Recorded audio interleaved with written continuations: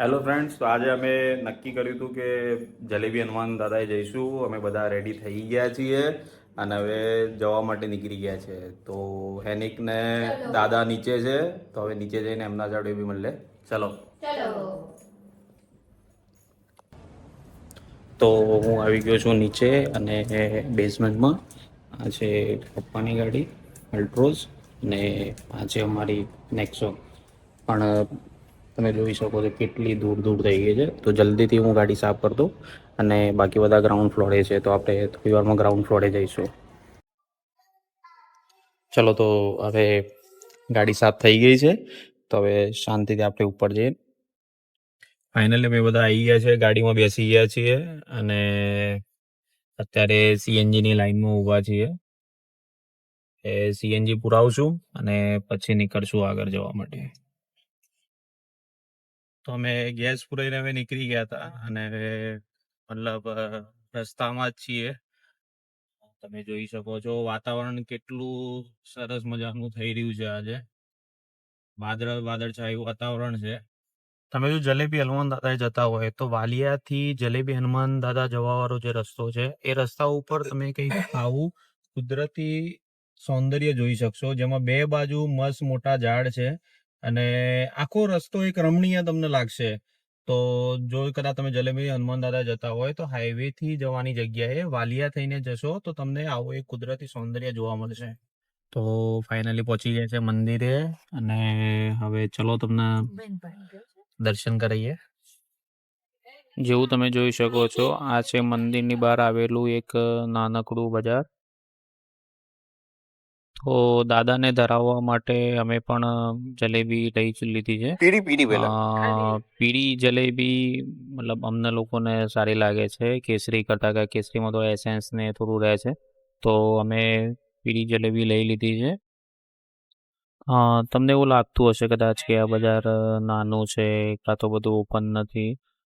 એકચ્યુઅલમાં એવું નથી. આજે રવિવારનો દિવસ છે, બાકી શનિવારના દિવસે અહીંયા બહુ જ માનવ મહેરામણ ભક્તજનો ઉમટી પડે છે ને આખું બજાર મતલબ ચક્કાજામ હોય છે. તો ચલો હવે તમને દાદાના દર્શન કરાવીએ. તો ચલો પેલા બૂટ ચંપલને અહીંયા ઉતારીને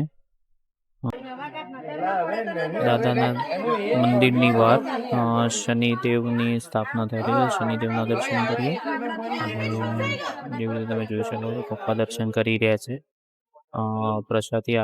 પ્રસાદી દાદાને ધરાવી છે એમને. અને ચલો તમને દાદાના દિવ્ય દર્શન કરાવું. દાદાના દિવ્ય દર્શન કરીને મન આપોઆપ પ્રફુલ્લિત થઈ જતું હોય છે. તો અમે દાદાના દર્શન કરીને હવે પ્રસાદીનો લાભ લઈ રહ્યા છીએ. બધા શાંતિથી બેઠા છીએ ને જુઓ એનિક ને જલેબી બહુ સારી લાગી છે, મજા લઈ લઈને ખાઈ રહ્યો છે.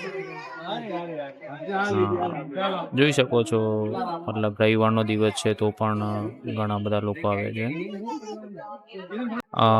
મમ્મી પ્રસાદી મૂકીને ત્યાંથી મતલબ એક બે જલેબી પાછી લીધી. અહીંયા બધા એવી માનતા હોય છે કે આપણી પ્રસાદીમાંથી એક બે મૂકવાના અને એક બે ત્યાંથી જલેબી લેવાની. અહીંયા તમે જોઈ શકો છો કે બધા ભાવિ ભક્તો અહીંયા બેસીને હનુમાન ચાલીસાનું મતલબ પાઠ કરતા હોય છે. અમે પણ કર્યો હતો. હવે અમે પાછળ બેન્ચ ઉપર બેઠા છીએ. જે મમ્મી પ્રસાદી લાવી હતી એ બધા પ્રસાદીનો લાભો લઈ રહ્યા છીએ. આજે અમારા નાના હેનિકભાઈ જુઓ કેવી જલેબી ખવાઈ રહી છે.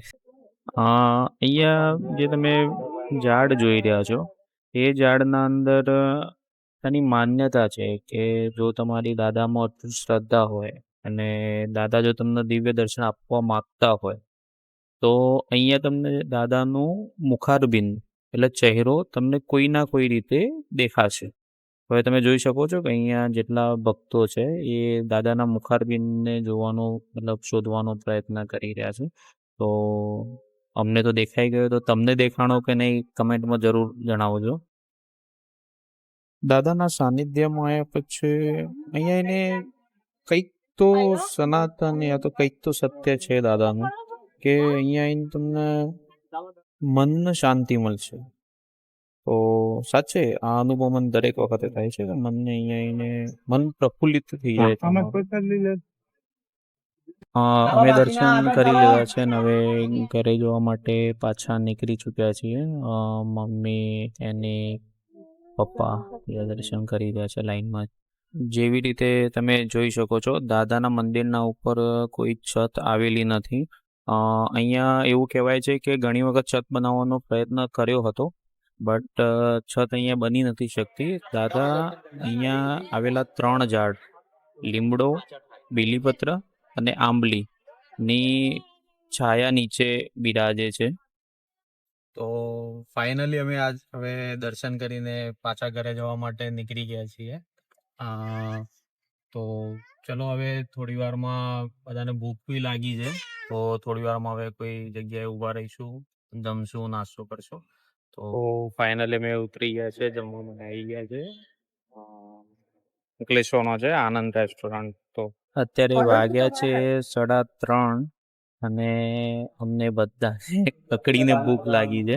તમે ઓર્ડર આપી દીધો છે અને બધા રાહ જોઈ રહ્યા છે ક્યારે આવે. જો અમારા એની મોબાઈલ જોવે છે.